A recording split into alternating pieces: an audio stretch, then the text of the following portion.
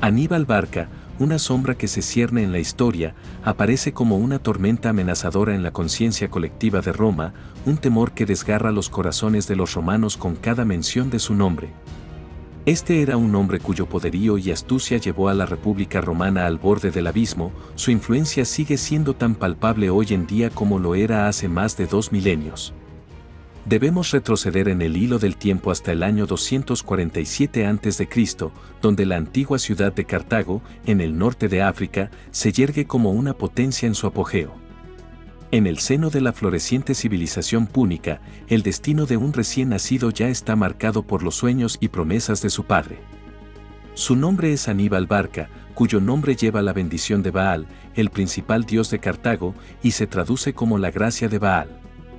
Criado en la sombra de su padre, Amílcar Barca, un general cartaginés de gran reputación y un héroe de la Primera Guerra Púnica, Aníbal fue iniciado desde temprana edad en los caminos de la guerra. Según las crónicas del historiador Polibio, aun siendo un niño de apenas 9 años, Aníbal juró en el templo de Baal que sería enemigo eterno de Roma, un compromiso que tomaría con fervor hasta el final de sus días. Educado no solo en la disciplina física y la táctica militar, Aníbal fue formado también en las artes liberales, aprendiendo griego y adquiriendo un entendimiento profundo de la diplomacia y la administración, habilidades que le serían vitales en su futuro liderazgo. Su preparación fue cuidadosamente orquestada para formar no solo un guerrero, sino un líder capaz de llevar a cabo la monumental tarea de desafiar a la creciente potencia de la República Romana. La pérdida de su padre, Amílcar, durante una campaña en Hispania en el 228 a.C., se convirtió en el catalizador de la determinación de Aníbal.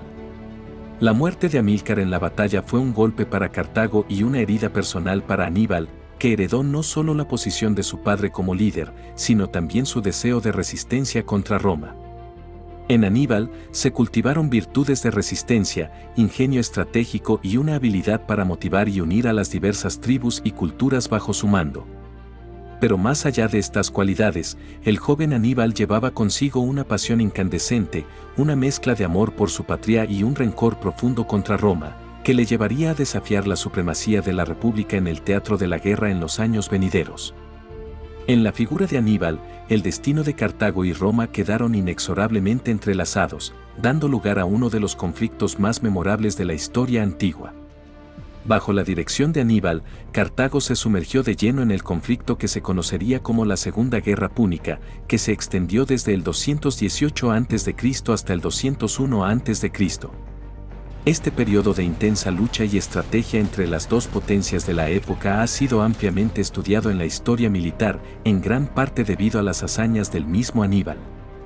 En el 218 a.C., Aníbal inició su campaña con un movimiento audaz y poco convencional. En lugar de tomar la ruta costera más directa, decidió llevar a su ejército a través de los Alpes para atacar a Roma desde el norte de Italia. Este movimiento sorpresa dejó a los romanos desprevenidos y les otorgó a los cartagineses una valiosa ventaja inicial. En el 216 a.C., Aníbal se enfrentó a los romanos en la batalla de Cannes, en la que se considera una de las mayores victorias militares de la historia. Aníbal, a pesar de estar en inferioridad numérica, implementó una táctica brillante que involucraba a sus tropas en una formación de media luna. A medida que los romanos avanzaban, la línea cartaginesa se retiraba en el centro pero mantenía fuertes los flancos, dando la ilusión de un retiro. Cuando las fuerzas romanas se adentraron en la formación, las tropas de Aníbal cerraron el círculo, atrapándolas. Esto permitió a las fuerzas cartaginesas rodear y diezmar al ejército romano, dando lugar a una matanza que dejó a los romanos con pérdidas devastadoras. Las crónicas antiguas cuentan que las bajas romanas ascendieron a casi 70.000, una cifra asombrosa en comparación con las 6.000 pérdidas cartaginesas.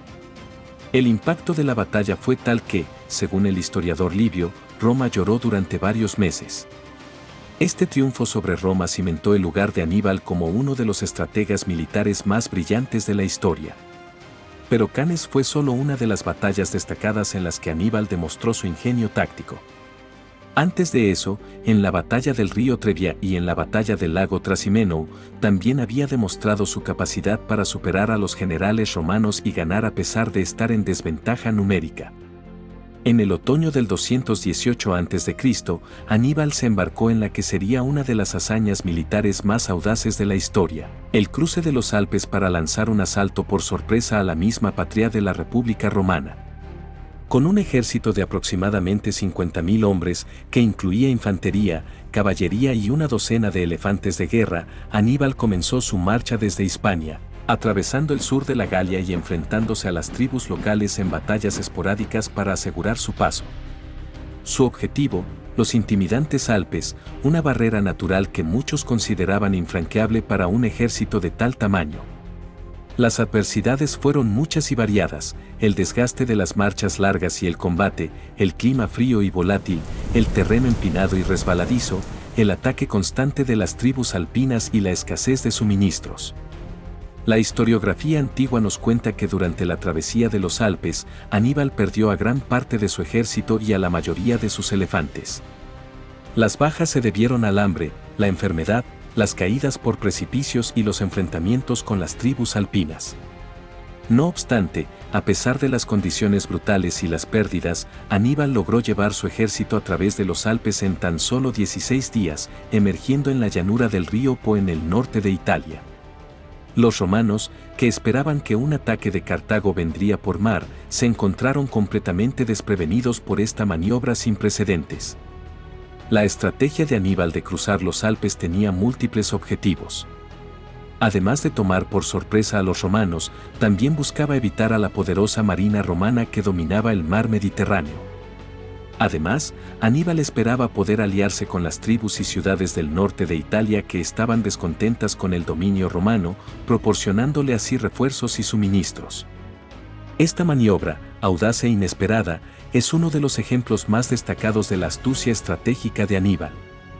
A pesar de las bajas y las dificultades, su travesía por los Alpes se convirtió en un hito que aún hoy en día es recordado como una de las hazañas militares más impresionantes de la historia antigua.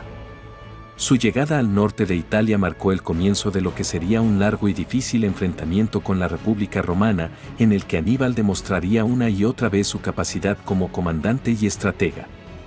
A pesar de su éxito inicial y sus victorias aplastantes, el sueño de Aníbal de derrotar a Roma se mantuvo frustrantemente fuera de su alcance. Aunque había logrado aterrorizar a la ciudad eterna y la había llevado al borde de la aniquilación, nunca logró dar el golpe final que habría inclinado la balanza de la guerra a favor de Cartago. La razón de esto fue en gran parte la falta de refuerzos y suministros de Cartago, que le impedían asediar eficazmente a Roma. Mientras tanto, en Roma, un nuevo líder estaba emergiendo. Publio Cornelio Escipión, que más tarde recibiría el sobrenombre de El Africano, era un joven comandante que había sobrevivido a las derrotas iniciales a manos de Aníbal y había aprendido de sus tácticas.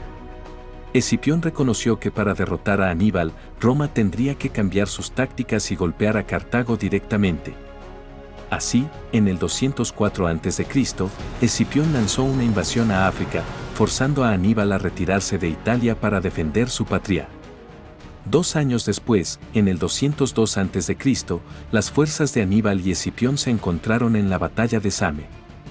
La batalla se libró en las llanuras cercanas a la ciudad de Same, en la actual Túnez.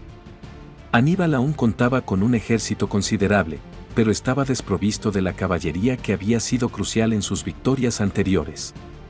Escipión, por otro lado, había estudiado las tácticas de Aníbal y estaba listo para enfrentarle. En la batalla, Escipión utilizó una maniobra similar a la que Aníbal había empleado en Cannes, pero con un giro. En lugar de rodear al enemigo, ordenó a sus tropas que se abrieran y crearan corredores, lo que permitió a la caballería romana, que había derrotado a la caballería de Aníbal en los flancos, rodear y atacar por la retaguardia al ejército cartaginés. Esta maniobra resultó en una derrota decisiva para Aníbal. Con la derrota en Same, Aníbal perdió su último intento de detener el avance romano y se selló el destino de Cartago. La Segunda Guerra Púnica terminó con la victoria de Roma y el fin de la amenaza cartaginesa. Escipión regresó a Roma como un héroe y Aníbal, a pesar de su brillantez táctica y su resistencia, no pudo evitar la caída de su amada Cartago a manos de su eterno enemigo, Roma. Aníbal vivió sus últimos días en el exilio, perseguido por sus enemigos y abandonado por sus aliados. Finalmente, en el 183 a.C., frente a la inevitable captura por parte de sus perseguidores romanos, eligió la muerte antes que la deshonra. En un último acto de desafío, se quitó la vida en Libia, negando a Roma la satisfacción de su captura. Aníbal Barca, en vida y en muerte, se convirtió en la personificación de la resistencia contra Roma, un eco permanente de un pasado en el que una sola figura casi llevó a la mayor potencia del mundo antiguo a sus rodillas.